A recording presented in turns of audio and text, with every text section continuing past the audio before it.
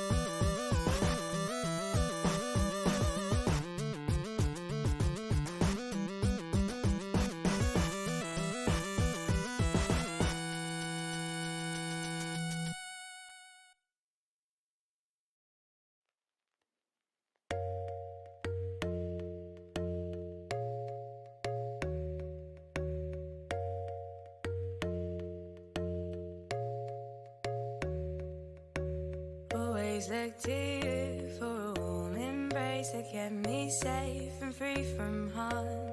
These days, everything's changed.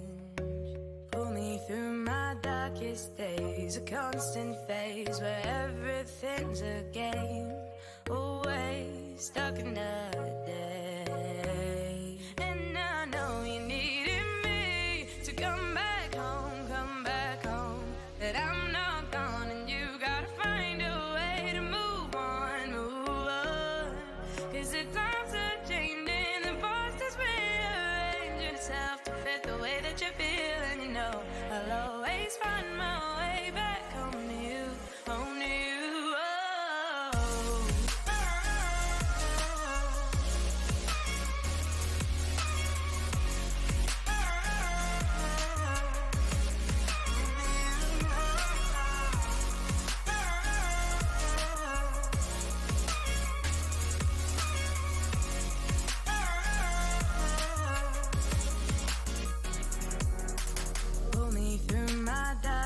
Days, a constant phase where everything's a game. Always stuck another day. Found ways to break away. In time, I know you'll do the same. The end is near, it'll all be crystal clear. And I know you needed me to come back home, but I'm not gone and you gotta find a way to move on, cause the times are changing, the past is rearranging yourself to fit the way that you feel. And you know I'll always find my way back home to you, home to you.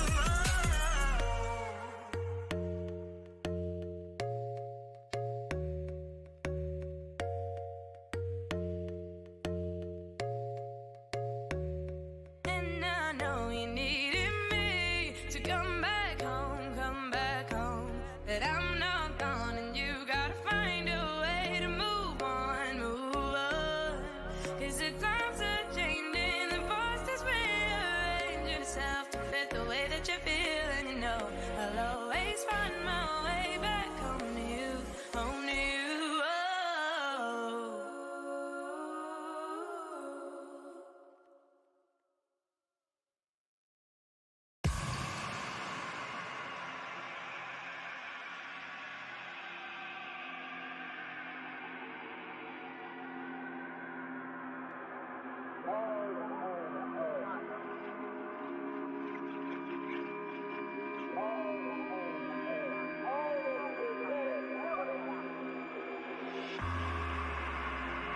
Bodies of Mrs. Benson and the children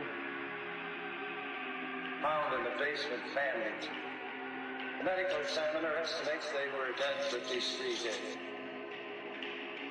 The air conditioning system in the house was turned on, apparently to slow the decomposition of the body.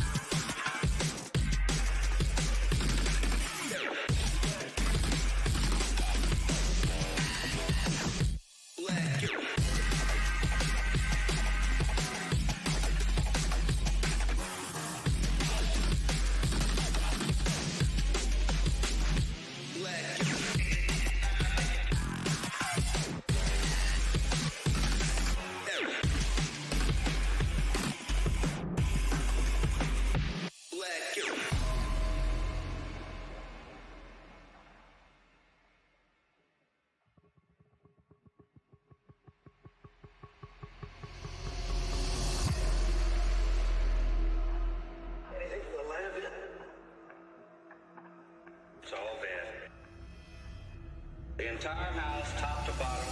Car, the office downtown, all of it, white flame. No. But I'll tell you one thing. He made one hell of a big mistake when he decided to clean house on my...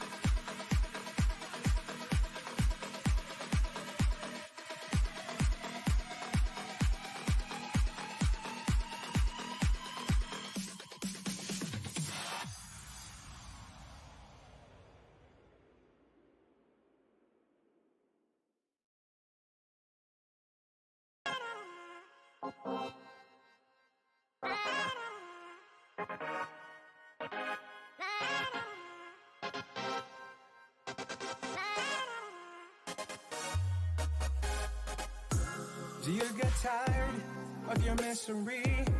It's on repeat daily. It ain't gonna change over time. So relax and ease your mind. Have you thought riding with me? I'll take the wheel for you to see what would have been, what could have been. Let me drive a little crazy. Let me drive a little crazy. Let me drive a little crazy. Let me drive a little crazy. Let me drive a little crazy. Crazy.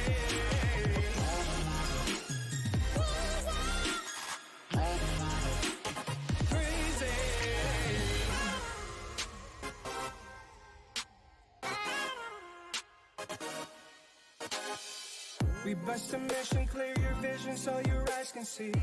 Be successful is a hustler, take his destiny. Stop the blame game, we stay scheming.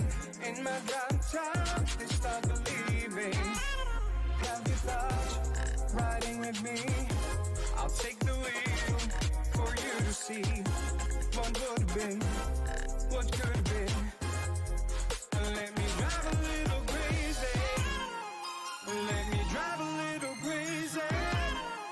Let me drive a little crazy. Let me drive a little crazy. Let me drive a little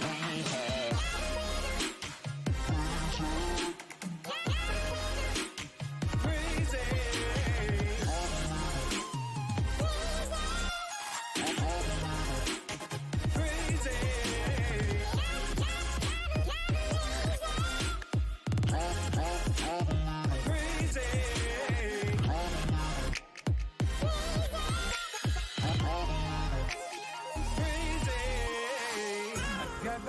Now the honeys wanna get with me.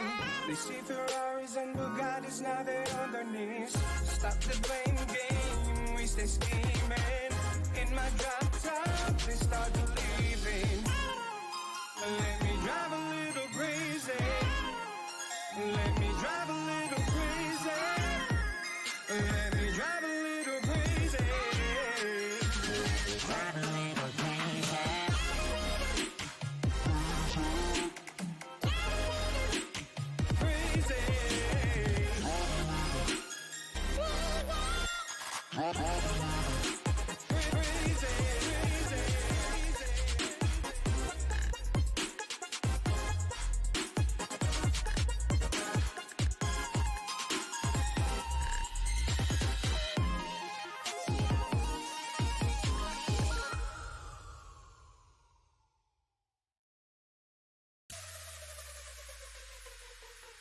When your world feels like it's crumbling now, just know that I'll be around. I'll always be there to catch you when you're falling. I know that you've been feeling down every time that you call out. Girl, I will be there every time you need me. And you know we gotta be together, 'cause we are designed to be forever. And we are refined to say we'll never fall apart. Lean on me, I would always be there. Lean on me through your darkest nightmare. Lean on me, I would always be on time for you.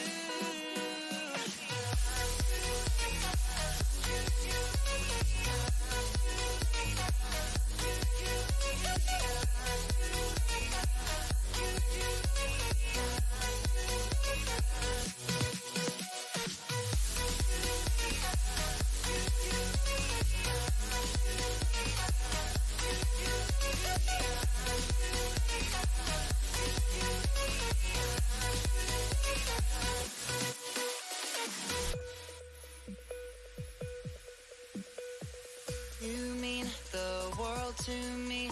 You're everything that I can see. You're everything that I can feel. You are my dream.